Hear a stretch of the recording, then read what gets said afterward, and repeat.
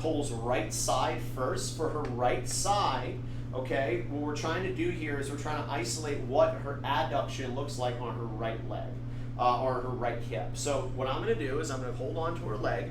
I have the grip on her knee. I'm supporting her lower leg.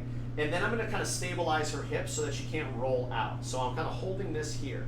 The first thing we're going to do is we're going to flex her hip. Then we're going to go ahead and abduct. Now we extend. We're going to hold that right there. Now watch. We're going to try to get her to drop that leg down. And that's actually pretty darn good. I don't want to have like the whole hip come down. So I'm going to kind of keep her hip right here. And then we're going to see what that looks like. And that's pretty good. We would consider that like a negative test. She has some adduction. Now, this is where things are going to get fun. So let's go ahead and flip over head here. Again, I'm not forcing the position. I'm just letting gravity do the work because I don't want you to have to force something when you're walking, right?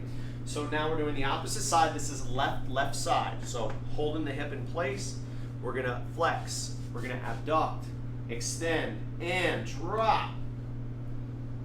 Drop.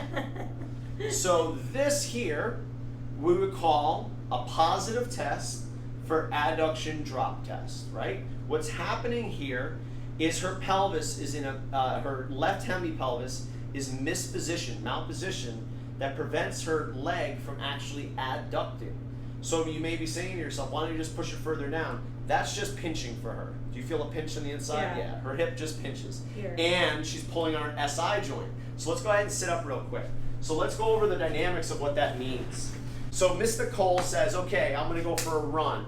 And all she can do is get on her right side and then try to get on her left leg. But to get on her left leg, so if you can imagine, if my right foot is here, I'm on my right side, so my belt line is pointed to my right. For you, you can't get your belt line onto your left. So to compensate, I don't have this range of motion, I'm going to make it up like this. That's your SI joint. So now we're creating gapping through your SI joint, and then if you do that enough times, it starts getting hot.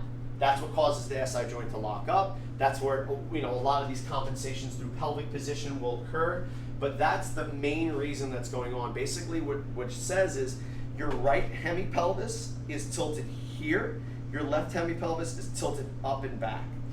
By that, you can't adduct, so it means bring your leg toward the midline, and you also really can't extend your hip. Okay, because if you can't adduct, you can't extend, or if you can't extend, you can't adduct. So basically, you can't extend this hip, and you can't adduct the hip. The other thing that happens when you can't extend the hip, where's the extension going to come from?